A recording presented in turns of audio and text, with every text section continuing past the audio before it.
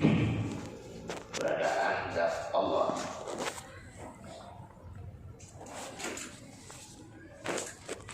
Ai zatihi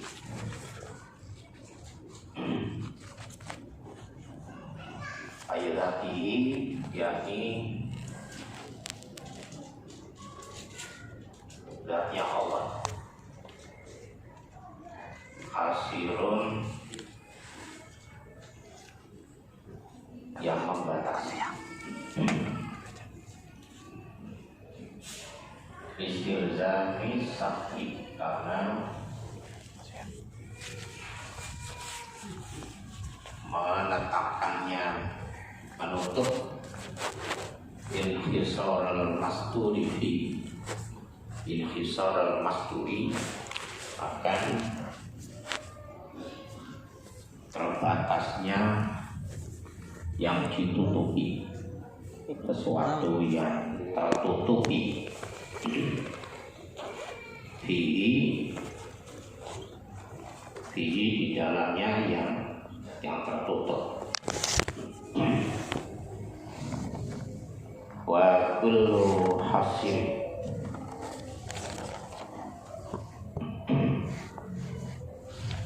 adapun setiap perkara yang membatasi bisayin kepada sesuatu itu bahwa, maka adapun yang membatasi, perkara yang membatasi lalu kepada sesuatu yang dibatasi itu qahirun,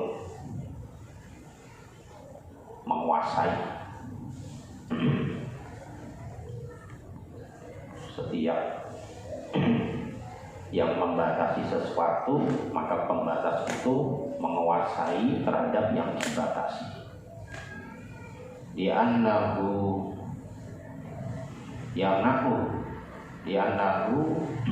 karena sungguh-sungguh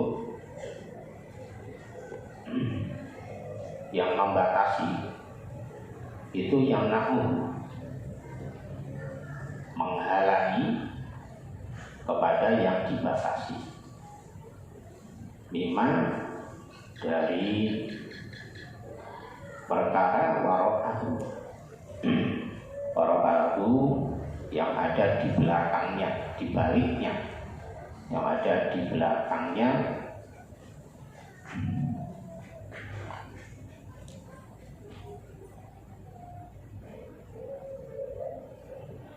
Mimma waro'ahu yang ada di belakangnya, di belakang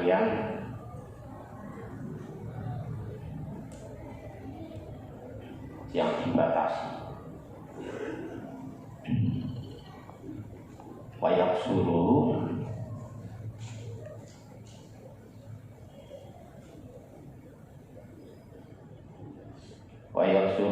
dan membatasi kepada sesuatu ala mahalli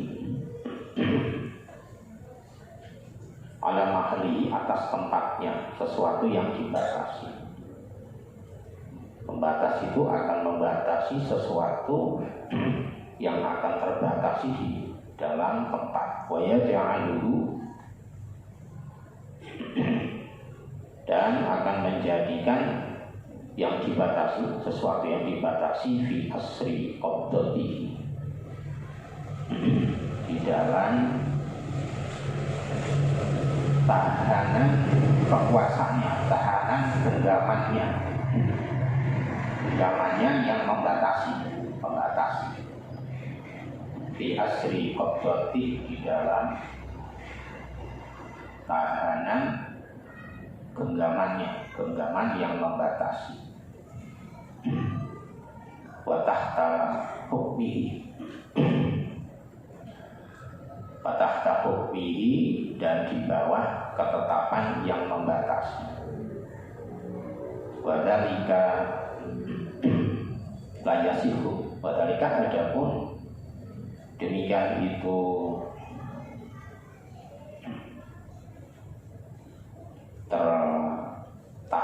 keberadaannya Allah atau terkurungnya Allah itu la yasihu, terkurungnya Allah oleh sesuatu itu la yasihu, la yasihu tidak benar, fi haqihi di dalam haknya Allah Ta'ala, maha tinggi Allah, liqaulihi fi kitabihi, liqaulihi karena firman-Nya Allah fi kitabihi di dalam kitab Allah.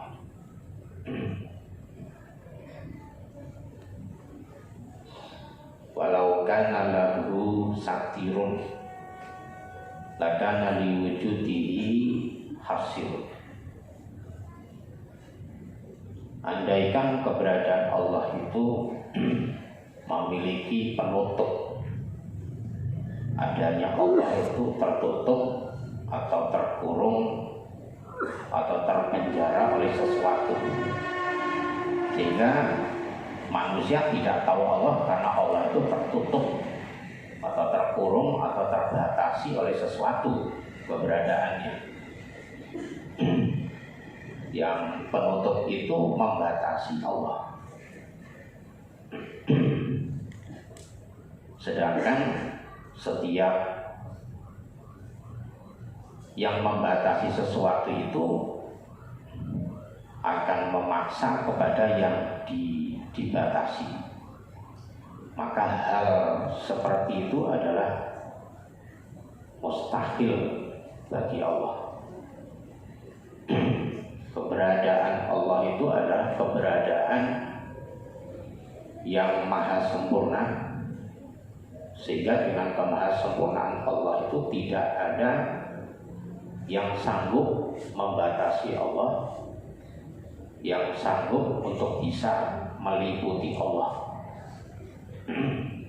Kemahasempurnaan Allah itu tidak terbatas, tanpa batas, sehingga keberadaan Allah yang maha sempurna tanpa batas itu tidak akan mungkin mampu dibatasi, diketahui, dijangkau, difahami, dicari, diusahakan dengan kemampuan, kemauan, pengetahuan, keinginan makhluk. Harus semua yang dimiliki makhluk hilang dari kemampuannya,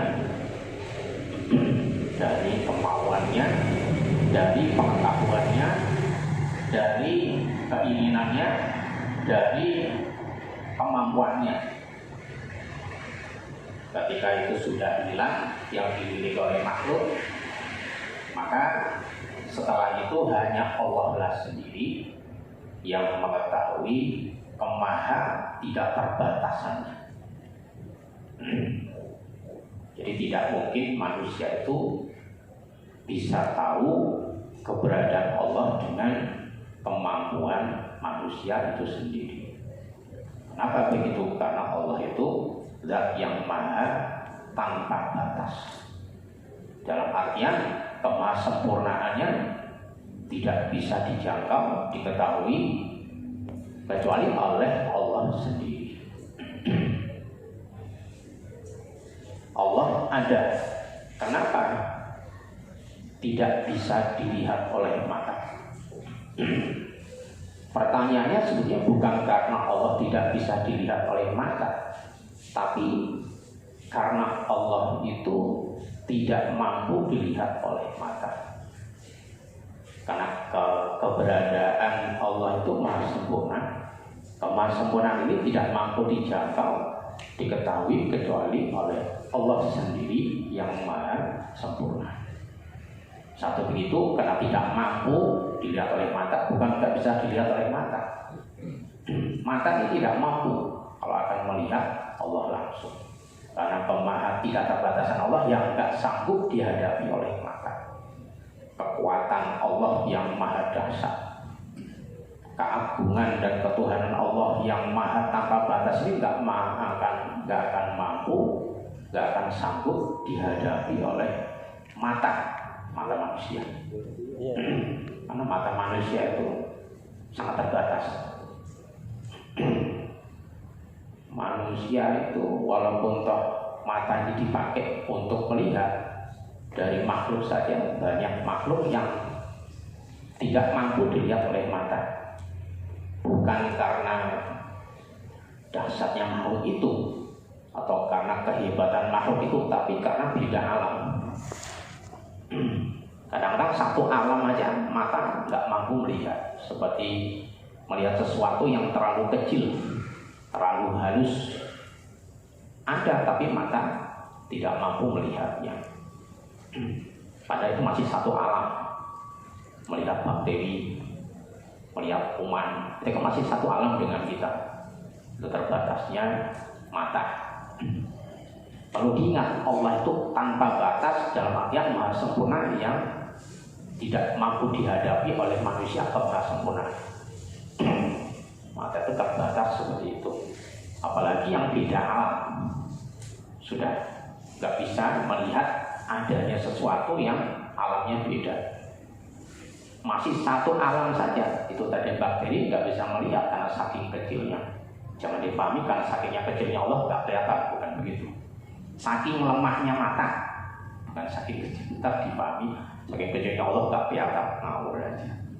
Saking lemahnya dan terbatasnya mata, masih satu alam yang kecil aja sealam nggak kelihatan mata. Bahkan di tubuhnya sendiri mata itu tidak mampu melihat apa yang ada di dalamnya, dalam tubuh manusia.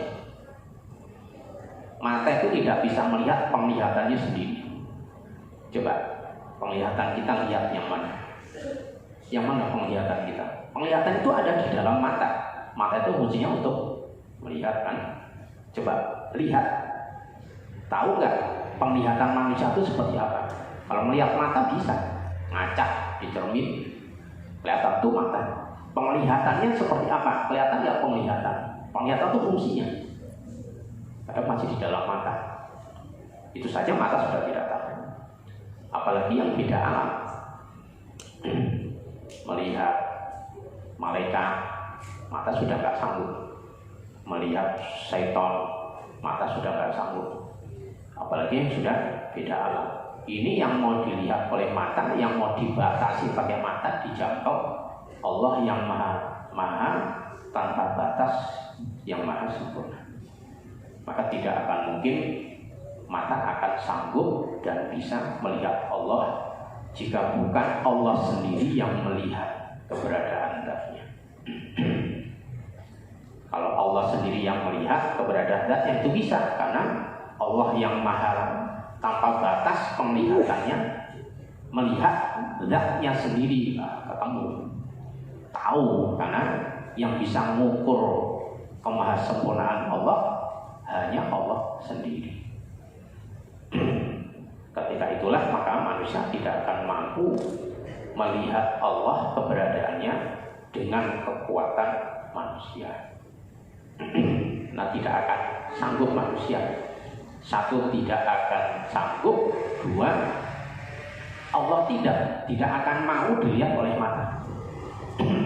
Maka kalau Allah mau dan bisa dilihat oleh mata, berarti Allah terbatas karena bisa dijangkau, diukur, dilihat oleh mata manusia. Berarti hilanglah kemahasempurnaan Allah, kemaha tanpa batasan Allah. Ketidak terbatasan Allah, maha tanpa batas akan hilang, menjadi terbatas. Maha sempurnanya akan hilang, akan jadi lemah. Karena manusia matanya kan lemah. Yang dilihat mata otomatis yang sejenis dengan mata, sesifat dengan mata, yaitu sama-sama makhluk. Allahnya yang tidak mau. Satu, tidak sanggup mata ini melihat Allah. Kedua, Allahnya tidak mau untuk dilihat dengan menggunakan kekuatan manusia. Tidak bisa, karena tidak sanggupnya mata melihat Allah. Kedua, Allah tidak mau dilihat dengan menggunakan cara manusia, kekuatan manusia, dan dengan kemauan manusia. Kenapa begitu? Akan menghilangkan sifat kemahasempurnaan yang tanpa batas. Seperti itu ya. Yang kedua, akan menurunkan derajatnya Allah. Derajatnya Allah yang maha sempurna akan berubah sama dengan makhluknya karena bisa dilihat dengan mata, yaitu menjadi sangat terbatas. Sangat terbatas, sangat lemah, sangat rendah, sangat hina, sangat buruk, bahkan sangat cacat. Karena mata ini sifatnya begitu, terbatas, lemah, buruk, dan cacat dibandingkan dengan kemahagungan dan kemahasucian Allah. Dalam ayat Quran kan ada ayat yang menjelaskan Subhana Rabbika Rabbil Izzah amma yasifun. Maha suci Tuhan kamu yang memiliki kemahamuliaan amma yasifun, dari apa saja yang disifati oleh orang-orang musyrik. Manusia yang mensifati Allah sama dengan manusia dalam keberadaannya, dalam bentuknya, dalam sifatnya, dalam pekerjaannya, itu Allah membatas sendiri, disucikan dari itu semua. Allah tidak bisa diketahui dengan alatnya makhluk, kemauan makhluk, kemampuan makhluk, pengetahuan makhluk. Allah disucikan dari itu semua, karena akan sama nanti. Andai kan Allah itu bisa dijangkau, dibatasi oleh makhluk, berarti Allah juga makhluk. Allah bukan khalik, bukan pencipta makhluk, sehingga tidak ada bedanya antara pencipta dengan ciptaan. Secara logikanya, di mana ada ciptaan, tidak akan bisa mengalahkan penciptanya. Dan antara pencipta dengan ciptaan pasti berbeda. Tidak akan bisa dikalahkan pencipta oleh ciptaannya, dan pencipta tidak akan pernah sama dengan ciptaannya. Nah, kita ini kan ciptaan Allah. Allah pencipta kita, nggak mungkinlah Allah sama dengan kita. Maka dalam ilmu tauhid Allah disebut sifatnya mukhalafatu bil khaliq. Allah itu berbeda dengan ciptaan-ciptaannya. Ciptaannya ini kita salah satunya berbeda dengan Allah yang menciptakan kita. Perbedaannya betul-betul berbeda yang sangat luar biasa. Allah maha sempurna, kebalikannya makhluk itu maha cacat. Itu berbeda, kebalikannya. Bukan karena berbeda biasa, tapi berbeda yang bukan ada, yang tidak ada tandingan. Makanya tidak mau Allah itu bisa dijangkau, diketahui, dilihat oleh penglihatan manusia, oleh kekuatan manusia, oleh keinginan manusia. Itu semua harus dimusnahkan, dilenyapkan. Karena Allah memperlihatkan keagungan dan ketuhanan. Yaitu namanya Tuhan itu yang tidak bisa dijangkau, diketahui oleh manusia, oleh makhluknya, oleh ciptaannya. Petunjuk kemahasempurnaannya, sehingga kesempurnaannya itu hanya dirinya sendiri yang bisa mengetahui dan mengukur dan mengetahui hakikatnya. Disitulah namanya Tuhan yang maha sempurna. Kalau masih bisa dijangkau, dilihat, masih bisa dikuasai, masih bisa diukur, itu tidak sempurna, sama-sama dengan makhluk. Wa ma qadarullaha haqqa qadrihi. Ayat yang lain, mereka manusia tidak akan mampu mengetahui Allah dengan mengetahui sebenar-benarnya. Jika Anda kan mengetahui persentase pengetahuannya hanya kemampuan manusia, masih bisa diukur, paling mengetahui, memahami sifat-sifatnya menurut akal, memahami pekerjaan-pekerjaan Allah, hafalnya, menggunakan akal atau menggunakan hati, mengetahui keberadaannya dengan pemikiran atau pemahaman masih dengan manusia. Kalau langsung hakikatnya Allah tidak akan sama manusia. Satu karena berbeda, dua karena maha sempurnanya Allah. Dia tidak mau Allah itu disamakan oleh manusia, dalam arti Allah bisa dijangkau, diliputi oleh manusia. Apakah dilihat langsung oleh manusia? Mata manusia, kemauan manusia, kemampuan manusia, pengetahuan manusia. Allah tidak mau. Kenapa? Turun level, turun derajat. Allah yang maha sempurna kok bisa dijangkau manusia? Jadi hina. Karena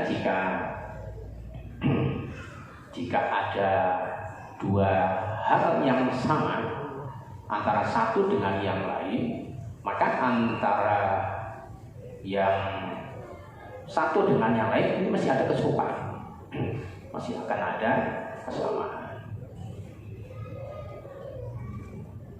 Antara satu dengan yang lain, kalau itu diserupakan, disamakan, ada persamaan, maka otomatis ada titik persamaannya. Kalau Allah itu bisa dilihat oleh manusia, berarti Allah sama dengan manusia. Nah, sudah kita pahami bersama, manusia itu penciptaannya, sifatnya, pekerjaannya, keberadaannya lemah. Khuliqal insanu dhaifan. Manusia itu diciptakan oleh Allah dhaifan, sangat lemah. Andaikan Allah bisa dilihat oleh kita dengan kekuatan dan mata kita, berarti Allah sama dengan kita. Karena mampu kita jangkau dengan kekuatan, kemauan, dan penglihatan kita. Berarti sama antara yang melihat dengan yang dilihat. Berarti Allah akan menjadi sangat lemah, sangat tidak punya daya, seperti tidak punya daya dan kekuatannya kita. Itu efek akan timbul seperti itu. Allah akan jadi hina, karena makhluk itu hina. Diciptakan oleh Allah dari air, dari bahan air mani yang hina, akan jadi hina Allahnya. Kalau bisa dibatasi oleh makhluk atau oleh manusia dalam cara seperti bisa dilihat oleh manusia.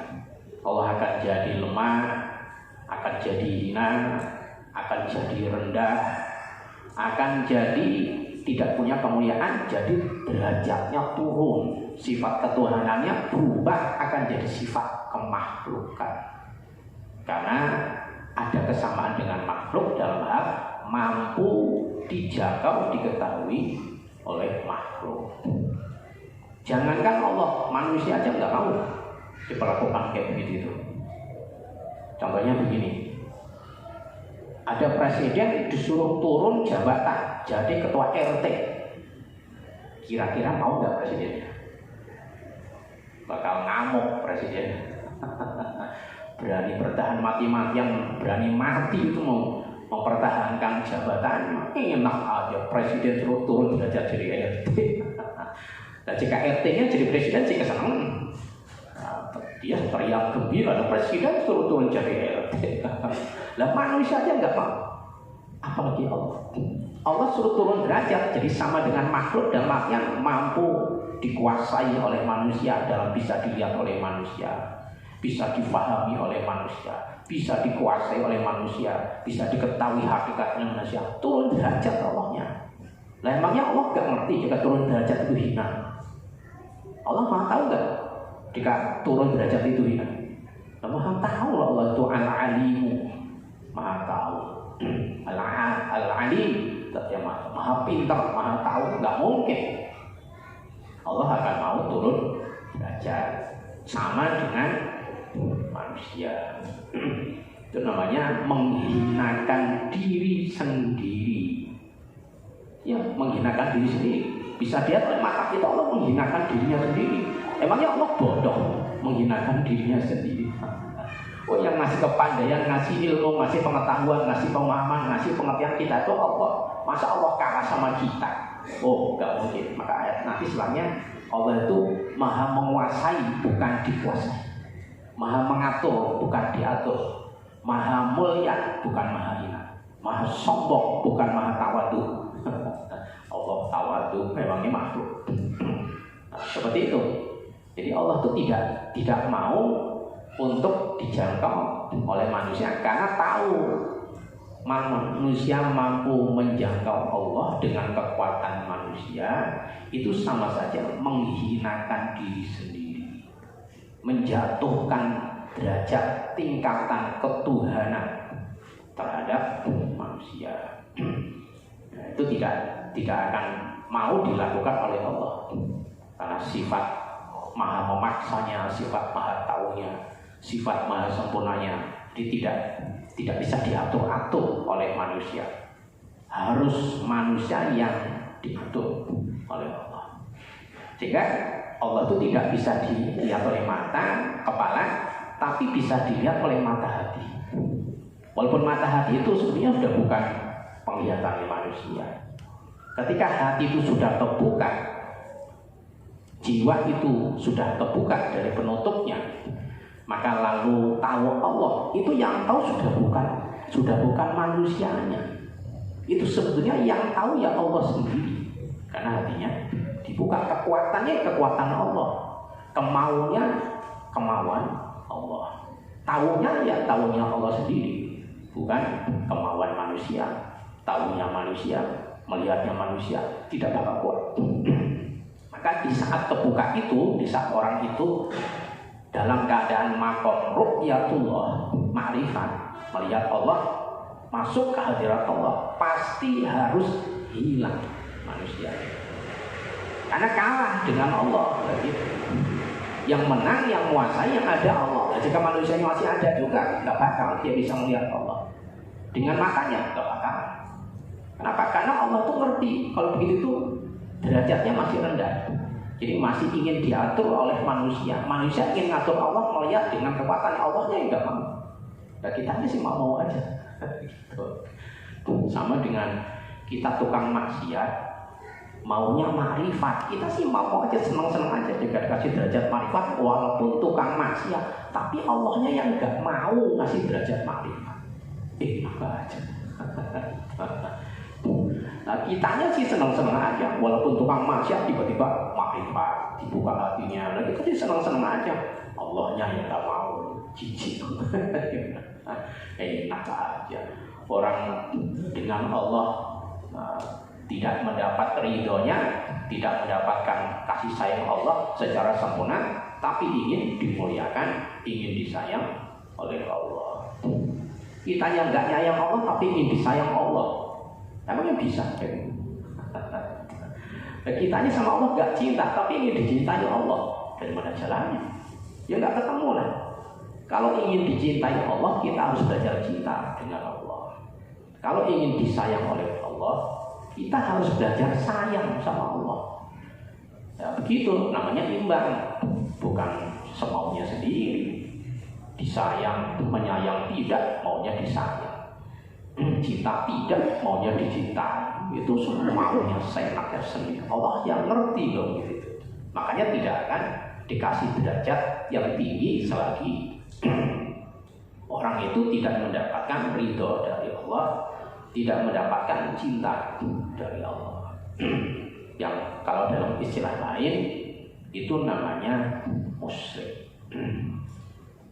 Maka hati-hati jika mimpi melihat Allah atau perasaannya tahu Allah, dia sendiri orangnya masih sempurna utuh, masih merasa dia yang melihat, dia yang tahu, dia yang punya mau. Itu bukan Allah yang dilihat, itu yang dilihat setan atau jin yang ngaku-ngaku Allah, ketipu. Tukang maksiat tiba-tiba ngaku, saya habis melihat Allah, saya habis ketemu mimpi bertemu Allah. Itu bukan Allah itu dalam mimpinya. Itu setan yang ngaku-ngaku Allah. Atau jika di alam nyata begini, itu bukan Allah, dia sendiri masih musyrik. Musyriknya lahir batin. Masih ngaku, masih merasa, masih senang maksiat, terus ngaku ketemu Allah, melihat Allah. Itu tertipu. Yang dilihat itu bukan Allah. Hanya setan yang ngaku-ngaku kalau dia itu Allah. Setan itu berani. Ngaku Allah itu berani, setan. Jangan kamu setan manusia ngaku Allah aja berani. Siapa manusia ngaku Allah? Ngaku Tuhan. Tahu ya apa? Apalagi setan untuk nipu manusia yang nggak paham tentang perjalanan ke Allah. Makanya di situ tuh berbahaya kalau tidak punya guru. Biasanya akan tersesat, disesatkan oleh manusia. Karena masih musyrik. Tidak mungkin orang yang masih kondisi musyrik, jangankan musyrik lahiriah, musyrik batinnya saja, dia tidak akan bisa sampai ke hadirat Allah, tidak akan bisa tahu Allah. Musyrik batinnya itu masih merasa punya dayanya sendiri, merasa kekuatannya sendiri, merasa itu masih maunya sendiri, merasa itu taunya sendiri. Nggak mungkin orang begitu tahu Allah, nggak mungkin, mustahil.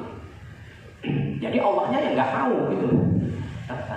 Jadi nanti kalau andaikan ngaku atau merasa tahu Allah, itu yang diketahui, yang dilihat itu bukan Allah. Dia tertipu oleh setan.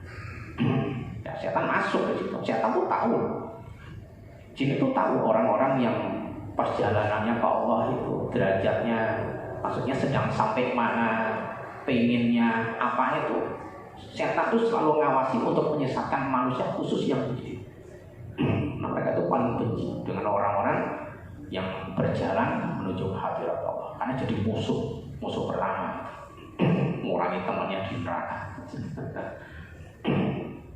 Nah, karena tidak mungkin Allah itu dijangkau dengan makhluk, dibatasi oleh sesuatu, maka kalau andaikan orang itu memahami bahwa Allah itu bisa dijangkau, bisa difahami, bisa diketahui dengan kekuatan manusia atau sama dengan makhluknya, itu berarti musyrik kepada Allah.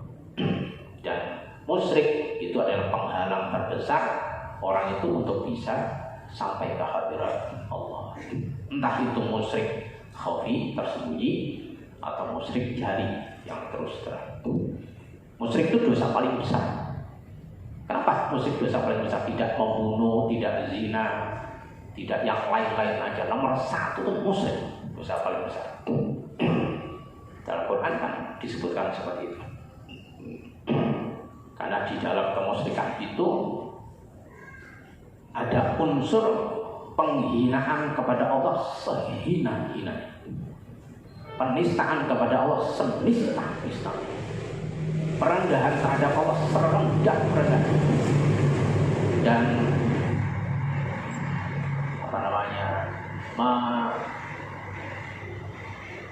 tidak menuhankan Allah sama sekali. Makanya Allah marah besar. Kenapa bisa begitu? Ya karena Allah diperlakukan atau dipersamakan dengan makhluk yang hina. Jangankan Allah, manusia aja kalau direndahkan, cara merendahkannya disamaratakan levelnya dengan yang di bawahnya, pasti akan marah besar. Kalau dosa selain itu juga termasuk dosa besar, tapi paling besar dosa. Ada unsur penghinaan. Penghinaannya nggak main-main, betul-betul menghina habis-habisan. Penistaan habis-habisan, perendahan habis-habisan, betul-betul habis. Nggak ada yang lebih menghina daripada itu. Contohnya begini, jika ada manusia dipanggil, umpamanya, tapi jangan dilakukan, dipanggil dengan nama-nama binatang yang ada di kebun binatang, dipanggil dengan nama itu. Pertanyaannya, seneng apa marah? Namanya seneng apa marah? Terima apa enggak? Itu kan penghinaan. Ada manusia dipanggil namanya bagus-bagus, saya dipanggil sapi, ciri. Jadi manusia disamakan dengan sapi, atau tidak disamakan dengan sapi, disamakan dengan kambing. Apalagi jika disamakan dengan lebih rendah lagi, umpamanya disamakan dengan suaranya gugup, disamakan disamakan sama anjing, disamakan dengan bahasanya, disamakan sama babi.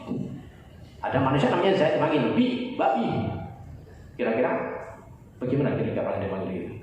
Oh, baik dilempar batu itu yang lempar. Bukan cuma ditapok, lemparin batu. Itu penghinaan. Kenapa? Karena disamakan dengan yang levelnya di bawahnya. Sebetulnya kalau mau hina lagi ada lebih rendah lagi. Ada lagi barang najis yang limbah gak bermanfaat rata-rata. Maaf bahasanya kasar. Disebut dipanggil dengan tinja.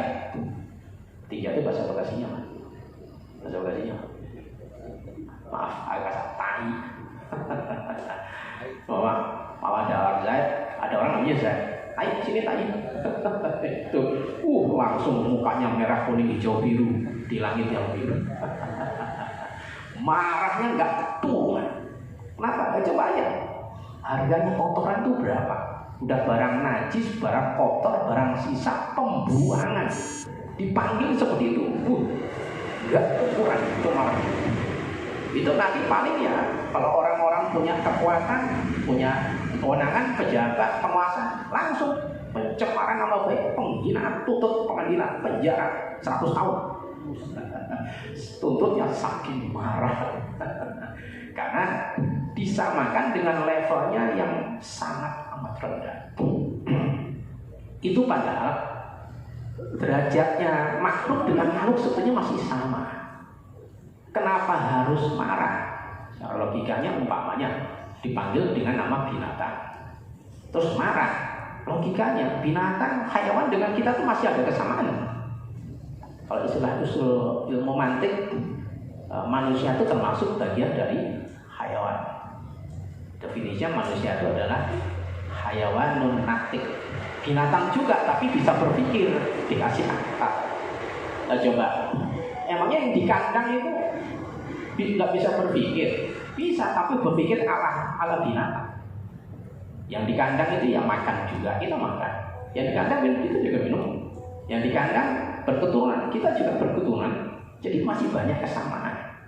Tapi ketika kita dipanggil dengan level yang di bawahnya, kita langsung kita marah dan ingin membalas hinaan. Sangat tidak terima, itu namanya penghinaan. Karena menyamakan dengan level yang di bawahnya. Tapi tidak kalau levelnya di atasnya, yang harusnya marah, emosi, bisa senyum, bisa gembira. Contoh, ada perempuan dipanggil, disebut, dijuluki bidadari surga.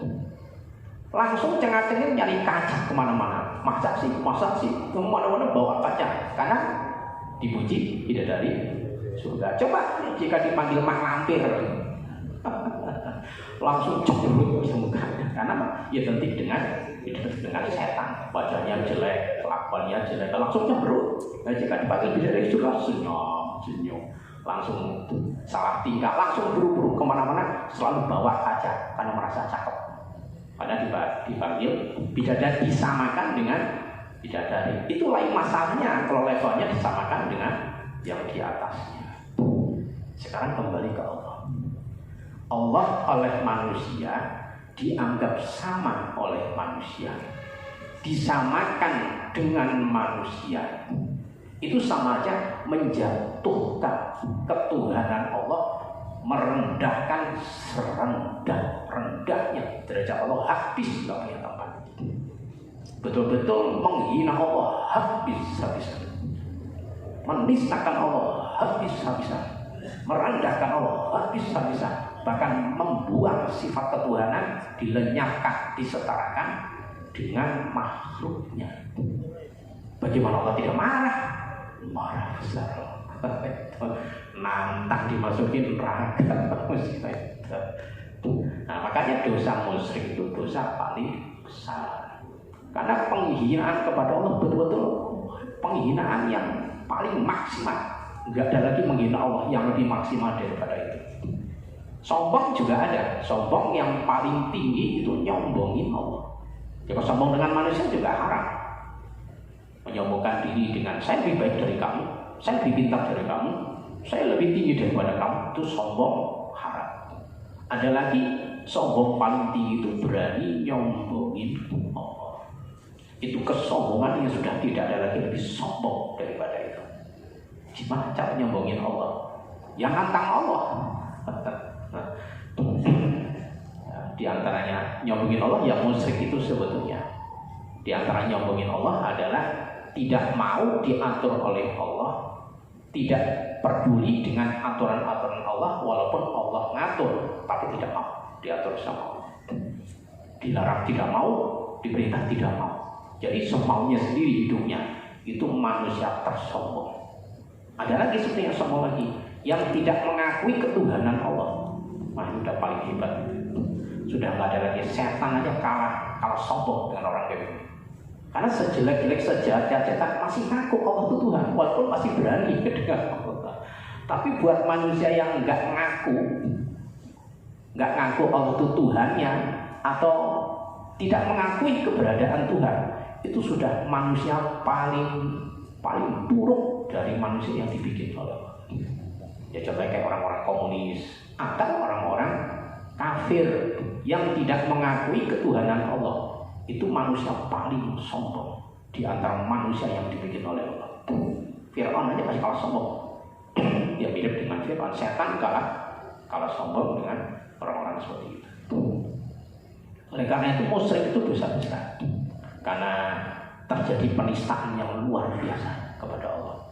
Oleh karena itu dosa musyrik kayak begitu, kalau dibawa matinya masih musyrik, baik itu musyriknya jali atau khafi, maka dibawa mati ancamannya neraka selamanya.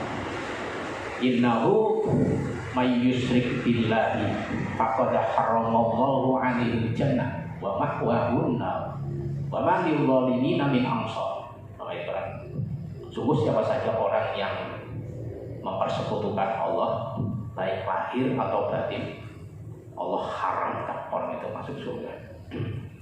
Dan tempat orang itu di neraka. Nanti di neraka nggak akan ada yang mau nolong dan nggak ada yang bisa nolong. Dibiarkan Allah disiksa. Kalau mati musyrik selamanya di neraka. Baik itu nanti musyrik jali atau khafi. Makanya hati-hati. Untuk masalah tauhid kita harus hati-hati. Apalagi yang berhubungan dengan Allah. Harus tahu betul mana yang bikin Allah marah, mana yang bikin Allah ridho. Di antara sebab Allah marah besar itu ketika Allah disamakan dengan makhluk. Entah dengan ucapan, dengan perbuatan, atau dengan keyakinan. Oleh karena itu juga orang yang masih musyrik batinnya, Allah nggak bakal ngangkat derajatnya untuk makrifat. Marah Allahnya. Allahnya marah, kita ingin dikasihi loh gimana? Ingin dicintai, disayang, tapi Allahnya marah dan nggak nyambung. Kenapa kita masih musyrik? Gitu. Masih merasa hebat, merasa kuat, merasa pinter, merasa bisa, merasa tahu, merasa. Lah begitu kok pengen jadi wali loh ini urusan. Apalagi ya jangankan mau jadi wali, masuk surga aja nggak boleh. Kalau masih musyrik cara batinnya. Apalagi sampai berani ngaku kan sudah lahir. Yang pintar saya, yang hebat saya, yang usaha sehingga berhasil saya. Jadi Allah udah nggak dilibatkan sama sekali. Wah itu berbahaya. Itu namanya nantang dimasukin neraka oleh Allah, nantang segera dimatiin suul khotimah. Kalau dipertahankan kayak gitu, nggak mau ngilangin dikit. Sama aja nantang kemarahan Allah. Itu dari ayat Quran kan jelas. Innallaha la yaghfiru an yushraka bihi wa yaghfiru ma duna dzalik.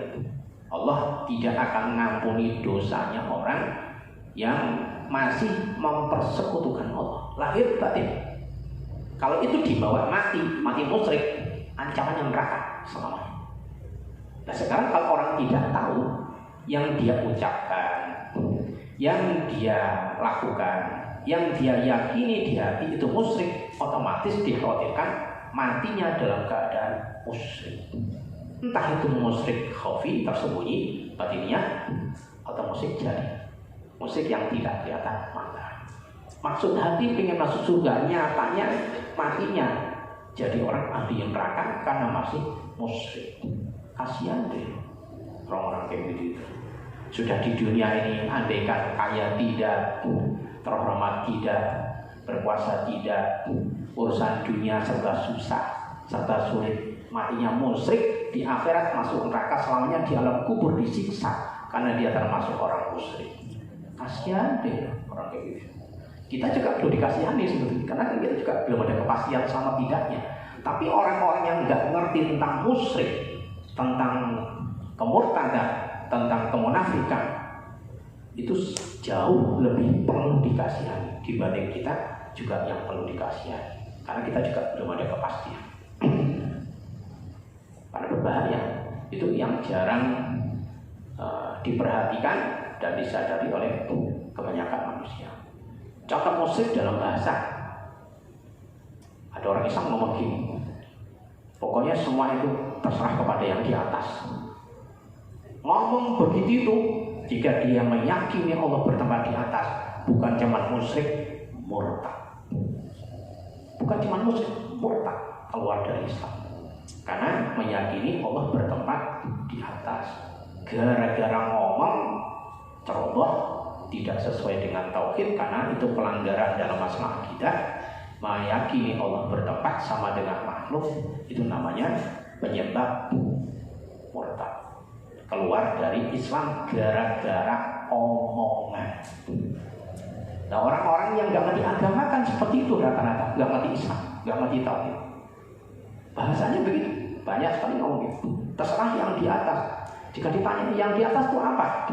Umpama di atas yang dimaksud di ruangan begini, yang di atasnya lampu, kipas, ada cecak, nah, itu di atas. Kalau pas lagi nggak ada di dalam ruangan, dia ada di luar ruangan. Terserah yang di atas itu apa? Bintang, bulan, matahari, mana yang di atas? Itu yang di atas. Nah, kalau dia meyakini Allah bertempat di atas, itu murtad. Keluar dari Islam. Satu lagi orang membahasakan begini, semua manusia itu sama di mata Allah. Hati-hati ngomong kayak gitu. Apa maksudnya mata begitu? Allah punya mata seperti kita gitu matanya. Allah bermata seperti kita punya mata begitu. Jika yang ada dalam pikiran, dalam kefahaman, dalam keyakinan Allah punya mata seperti kita punya mata, sama, murtad. Gara-gara ngomong kayak gitu kan? Efeknya orang nggak ngerti tauhid kan gitu. Ada lagi orang ngomong begini, nasib kita semua ada di tangan Allah. Apa maksudnya ngomong tangan kayak gitu? Allah punya tangan gitu, bertangan seperti tangannya kita. Kalau diyakini begitu, murtad. Gara-gara ngomong Allah punya tangan.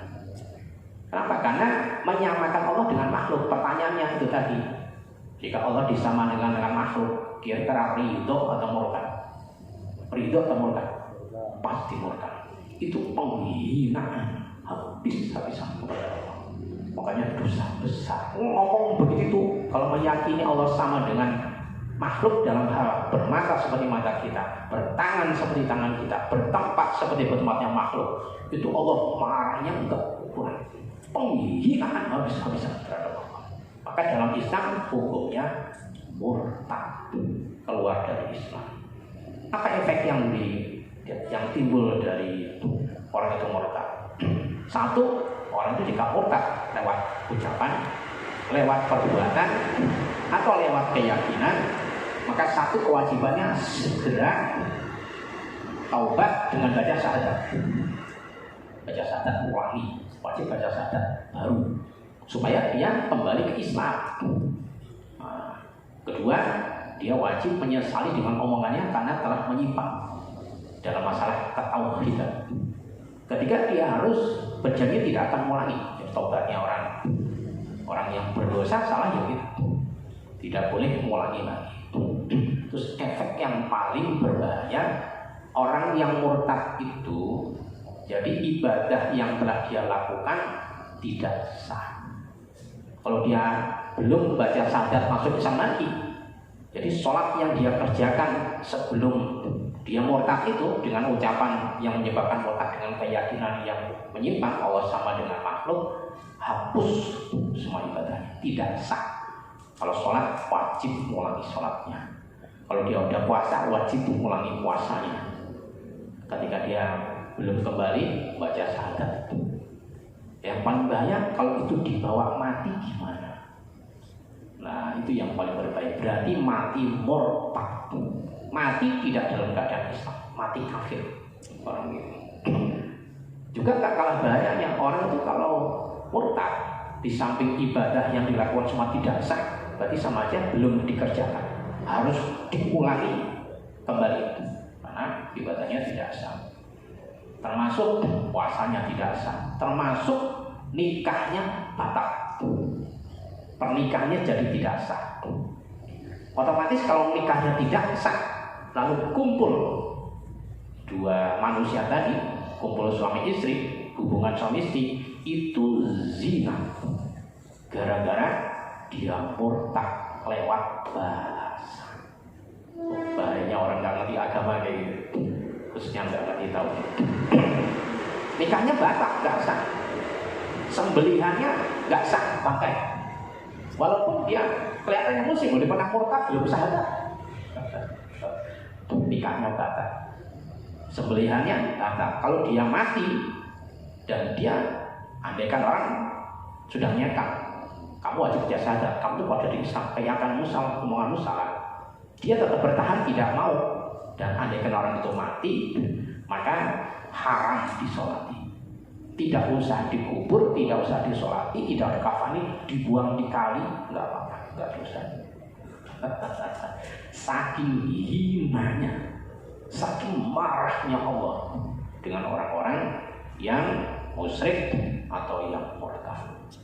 Itu sebab gara-gara nggak peduli dengan masalah akidah, meremehkan masalah agama. Secara umum yang meremehkan urusan-urusan agama, menganggap urusan agama itu gampang, urusan agama itu remeh, urusan agama itu sepele, urusan agama itu nggak sulit, urusan agama itu nggak harus nomor 1, ya nomor 10 pokoknya nggak apa-apa.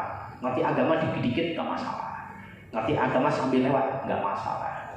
Jadi semuanya dianggap remeh, dianggap gampang, dianggap kecil. Nyatanya masalah murtad nggak ngerti. Hati-hati, mati bisa dalam keadaan murtad, karena tidak tahu sesuatu yang dilanggar dalam masalah akidah. Untuk amannya jangan bahasakan seperti itu. Nasib kita terserah Allah, aman. Kekuasaan Allah di atas kekuasaan manusia. Dalam bahasa Quran, yadullah fawqa aydihim. Yang Allah di atas yang mereka. Kalau kita terjemahkan, dia itu tangan. Lebih amannya kekuasaan Allah di atas kekuasaan makhluk. Tidak ada makhluk yang lebih kuasa daripada Allah. Lebih aman. Itu metode, itu namanya metode mengartikan takwil. Ini tidak diterjemah secara tekstual. Ayat-ayat Quran yang mutasyabihat itu kan banyak. Ayat Quran itu ada yang isinya mutasyabihat, ada yang muhkamat. Yang mutasyabihat itu ayat yang artinya nggak jelas, kefahamannya nggak jelas, yang nggak boleh diartikan, difahami seadanya, berbahaya. Mutasyabihat. Kalau yang muhkamat kebalikannya. Ayat Quran yang makna arti maksudnya jelas, nggak perlu pakai pemahaman penjelasan yang panjang lebar atau pemahaman yang mendalam, nggak perlu. Sepintas kilas jidat langsung paham dan kepahamannya masih benar. Nah, itu namanya muhkamat. Untuk ayat-ayat mutasyabihat yang berhubungan dengan sifat Allah, berhubungan dengan afal Allah, berhubungan dengan zat Allah, yang ayat itu nggak jelas artinya, masih butuh penjelasan, penafsiran, pemahaman yang panjang lebar, luas dan dalam, mengikuti pemahaman para ulama. Kalau ditafsiri sendiri bisa menjadi sesat dan menyesatkan. Minimalnya musyrik, maksimalnya murtad. Contoh, yadullah fawqa aydihim. Itu kalau diterjemah seadanya, tangan Allah di atas tangan mereka manusia. Coba pahami maksudnya gimana. Allah punya tangan gitu. Ngartikan tangan aja sebenarnya sudah agak berbahaya. Yang selamat itu sebenarnya tidak diartikan secara tekstual. Jadi nggak diartikan, maknanya diserahkan ke Allah. Dalam bahasa lain namanya tafwid. Menyerahkan maksud dan artinya hanya kepada Allah tanpa mengingkari ayat Qur'annya. Tapi arti yang terkandung serahkan Allah maksudnya gimana. Kita tidak mengartikan. Jadi jangan diartikan tangan Allah di atas manusia.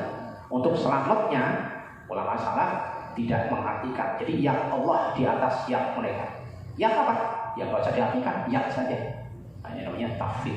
metode tafwid, menyerahkan arti dan maksudnya kepada Allah tanpa mengingkari ayatnya. Yang dihindari adalah mengartikan secara tekstual untuk ayat-ayat mutasyabihat. Itu kalau diartikan tangan boleh, tapi hati-hati. Jangan ditafsiri tangan difahami seperti itu, tangan yang makhluk. Tapi jika orang nggak belajar tauhid, mana mungkin akan berkefahaman seperti itu. Jika nggak pernah belajar agama, tauhidnya minim, agamanya minim, ada ayat Quran yang seperti itu. Tangan Allah di atas tangan manusia, pasti jika disebut tangan, nggak mungkin dia bayangin kaki atau mulut. Mungkin nggak ada kata-kata tangan bayangin kaki atau mulut. Nggak mungkin. Tangan ya organ tubuh manusia yang berjari 5 itu namanya tangan. Mesti akan begitu khayalannya, kepahamannya, pikirannya. Jadilah musyrik. Nah, kalau sudah beda kalau sudah belajar tauhid. Walaupun itu artinya tangan, dia nggak akan bayangin, nggak akan memahami, nggak akan nyerupain tangan itu adalah seperti tangan makhluk. Walaupun artinya tangan. Yang lebih selamat aman, nggak usah diartikan. Cukup dibaca, diimani ayatnya, artinya terserah Allah. Itu untuk ayat-ayat mutasyabihat. Nanti kalau diartikan, apalagi terus difahami, diyakini sama seperti yang ada pada manusia, jadilah minimalnya musyrik, maksimalnya murtad. Itu berbahaya. Jika ada orang bilang begini, belajar agama itu gampang, belajar agama itu sepele, belajar agama itu mudah, belajar agama itu bisa sambil selingan dan sambil lewat saja. Orang-orang itu tuh pada dia orang yang nggak paham tentang agama secara baik dan benar dan mendalam. Paling orang-orang gitu tuh terus suruh baca Fatihah sama tahiyat aja salah baca. Ya saya jamin salah kalau gitu. Sebab jika orang paham betul agama, nggak bakal ngomong seperti itu. Kan pemahaman agama itu tidak gampang. Apalagi pengamalannya jauh lebih sulit daripada pemahamannya. Belajarnya sulit, memahaminya sulit, ngapalinya jauh lebih sulit daripada mempelajari. Itu rata-rata seperti itu. Jangan meremehkan. Orang yang biasanya meremehkan tentang agama Islam, pengetahuan Islam, pemahaman Islam, biasanya orang-orang itu orang yang minim tentang Islam. Terus jadinya berani meremehkan Islam. Paham nggak? Kalau meremehkan Islam itu sama dengan meremehkan yang mendatangkan Islam, yang menjadi pemilik Islam. Siapa pemilik Islam? Allah. Siapa yang mendatangkan Islam hakiki? Allah melewati Rasulullah. Jadi sama aja menghina Rasulullah, sama saja menghina Allah. Nah, kebalikannya orang yang memuliakan Islam, memperhatikan Islam, bersungguh-sungguh dengan Islam dan mengamalkan sungguh-sungguh dengan semaksimalnya tentang Islam, itu tandanya dia memuliakan Rasulullah dan memuliakan Allah. Tandanya, makanya harus hati-hati dalam masalah akidah. Sebenarnya bukan akidah saja, masalah syariat, masalah akadul karimah, itu juga nggak kalah penting. Intinya ya 3 disiplin ilmu dalam agama secara global yang wajib dipelajari, wajib dicari tahu itu harus dikuasai oleh seluruh orang Islam, khususnya masalah akidah, karena akan menimbulkan dampak yang sangat besar, yang sangat berbahaya. Bisa menimbulkan, jadi orang nggak mengerti agama itu paling tidak minimalnya yang dimakan yang diminum adalah hak, karena cara memperolehnya tidak dengan sesuai jalur yang syar'i. Jadi jalur yang tidak ikuti aturan ilmu. Kemungkinan yang dimakan itu nanti hasil riba, hasil yang tidak sah, itu berbahaya. Setiap daging dan darah yang tumbuh dalam tubuh manusia, apabila itu sumbernya dari barang yang haram, kata Rasulullah, neraka ada tempat paling berhak ditempati orang itu. Kullu lahmin nabata min haramin fannaru aula bih. Jadi yang bilang Rasulullah, setiap daging darah yang tumbuh di dalam tubuh kita ini, apabila dia tumbuh didapatkan dari hasil makan minuman haram, karena hasil cara mencarinya tidak halal. Entah karena tidak sesuai syar'i, entah caranya memang dilarang syar'i. Itu nanti jadi darah, jadi daging, nggak bisa dicuci, nyucinya cuma dibakar di neraka. Yang bilang Rasulullah. Kalau orang pengen ke Allah itu nggak cukup dengan ilmu, tapi salah satu diantaranya makanan minumannya harus halal, zahiran wa batinan. Kenapa? Karena akan mempengaruhi hati sama jiwa. Kalau sudah hati jiwanya kotor karena kemasukan makanan yang haram tadi mengotori hati sama jiwa ini nggak bisa diajak ke Allah, tidak bisa. Jangankan diajak ke Allah, diajak untuk masuk surga aja nggak mau, apalagi ke Allah. Jangankan ke masuk surga, diajak berbuat baik aja susah. Karena nggak nyambung antara yang dimasukkan ke tubuh dengan hasil manfaat yang diperoleh. Kalau yang masuk itu haram, mesti nanti yang keluar juga tindakan-tindakan, kemauan, pikiran yang haram. Jadi nggak akan berlawanan. Nggak mungkin barang halal masuk, tapi keinginan yang timbul, dorongan perbuatan adalah yang halal. Nggak mungkin. Kalau yang masuk haram, nanti hasil keluarnya juga haram. Yang ditimbulkan mesti arahnya yang haram-haram. Tapi jika yang masuk itu halal, maka yang ditimbulkan juga arah yang halal. Menyesuaikan antara yang masuk dengan yang keluar. Kalau yang masuk baik, yang keluar masih baik. Kalau yang masuk buruk, yang keluar hasilnya buruk. Itu sebab dari mereka agama. Maka harus sama-sama belajar gitu. Di putra putrinya belajar agama, orang tuanya juga belajar agama. Biar sama-sama pahamnya, sama-sama taunya, sama-sama selamatnya. Perumpamaannya begini, orang nggak ngerti agama Islam, orang nggak ngerti agama, nggak ngerti tuntunan Allah. Ibaratnya sama seperti orang yang buta akan menuju suatu tempat tujuan yang di depan, belakang, samping, kanan, kiri semuanya jurang yang membinasakan. Lalu dia suruh jalan. Ada orang buta, sama sekali nggak melihat, suruh jalan sendiri, nggak ada yang nuntun, depan, belakang, kiri, kanan, semuanya jurang. Kalau dia jatuh pasti binasa.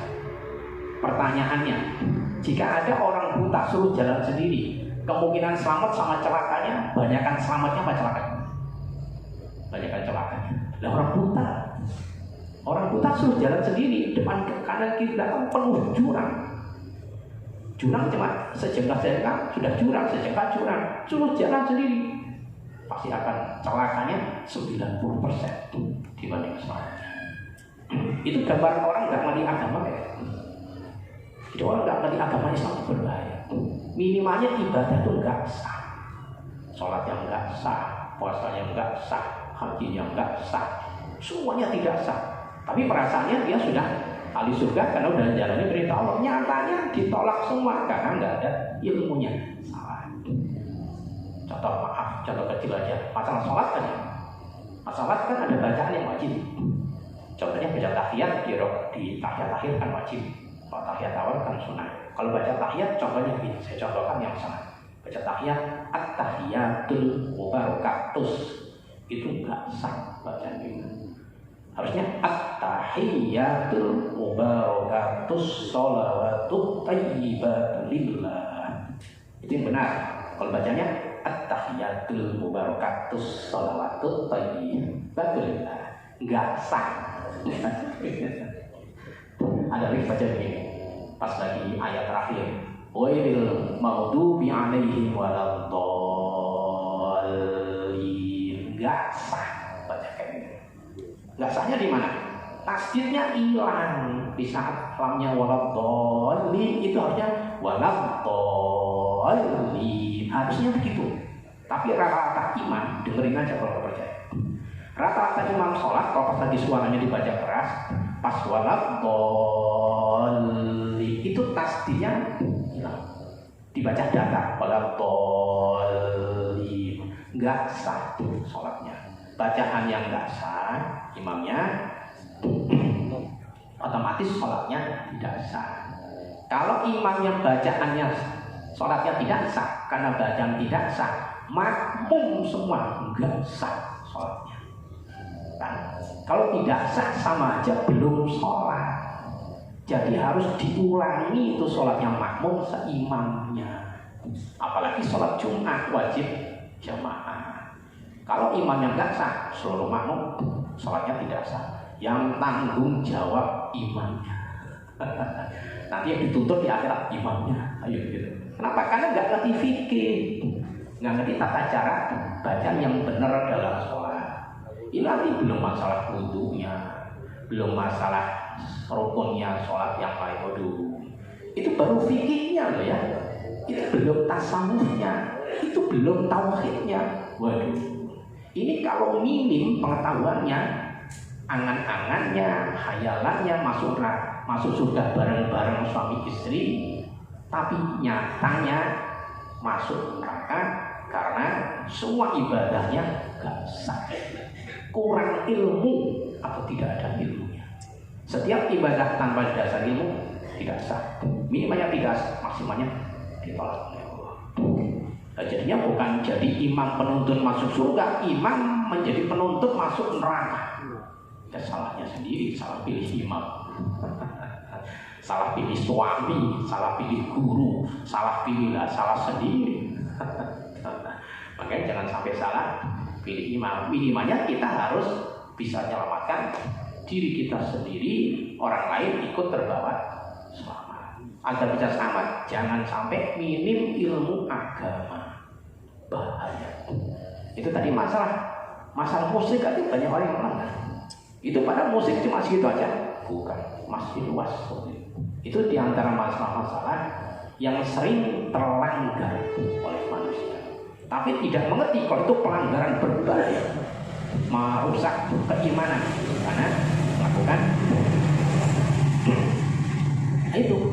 Diantara pentingnya orang ngerti agama, menjadi jalan selamat, jalan mulia, jalan dapat ridhonya Allah, jalan meninggalnya dalam keadaan iman.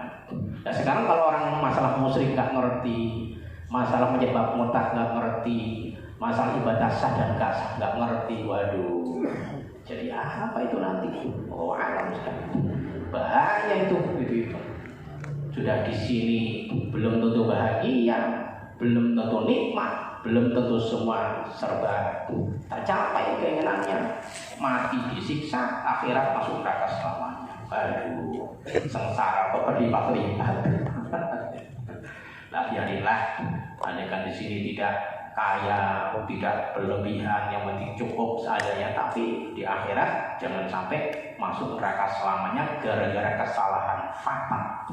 Di dunia gak begitu peduli dan memperhatikan masalah agama, baik itu cara syariat, fikih, secara tasawuf, masalah akhlak, apalagi masalah akidah, masalah keyakinan. Ini paling berbahaya kalau tiga-tiganya tidak paham jalurnya yang benar. Harapan hanya sekedar hayalan, tidak akan menjadi kenyataan. Harapan masuk surga, gak masuk surga sama sekali. Musyrik tiap hari sholat ibadahnya gak sah, surga dari mana? Udah begitu pengen makrifat lagi, waduh. Ini namanya orang gak punya malu dengan Allah. Banyak kewajiban yang ditinggal, tapi ingin mendapat keistimewaan dari Allah. Ini namanya tidak berkaca diri, tidak punya malu sama Allah. Toh yang ngerti saja belum tentu masuk surga, belum tentu makrifat. Apakah yang mungkin orang yang tidak ngerti akan lebih dulu makrifat daripada yang ngerti? Ya mustahil kan, nggak masuk akal. Contohnya begini, jika ada orang yang belajar aja belum tentu pintar, masa yang nggak belajar lebih pintar duluan? Ada nggak yang mudah-mudahan? Ada nggak yang gitu? Ya nggak mungkin lah. Oh yang belajar aja nggak pintar-pintar, masa yang nggak pernah belajar lebih pintar daripada yang belajar? Nggak mungkin. Yang ngerti agama aja belum tentu selamat, apalagi yang minim agama Islam, dijamin celakanya kalau menurut saya. Maka bareng-bareng cari selamat, cari ridho Allah. Belajar bareng, belajar terus, jangan sampai putus. Berhentinya kalau masuk kuburan. Nah kalau begitu diharapkan meninggalnya juga dalam keadaan iman, Islam, dan ihsan dalam keadaan husnul khotimah. Nah, mudah-mudahan kita terus dikasih petunjuk Allah. Jangan bosan-bosan ngaji, bosan-bosan nambah ilmu itu nafsu. Ngaji terserah kemana aja, tidak harus di sini. Silahkan kemana aja, di mana saja. Catatannya satu, jangan ngaji sama setan. Kok ngaji sama setan? Iya, orang yang nunjukinnya musyrik, ngaji sama setan. Ngaji sama ulama warasatul anbiya. Mudah-mudahan kita selalu dapat hidayah. Wa kullu hasirin. Assalamualaikum.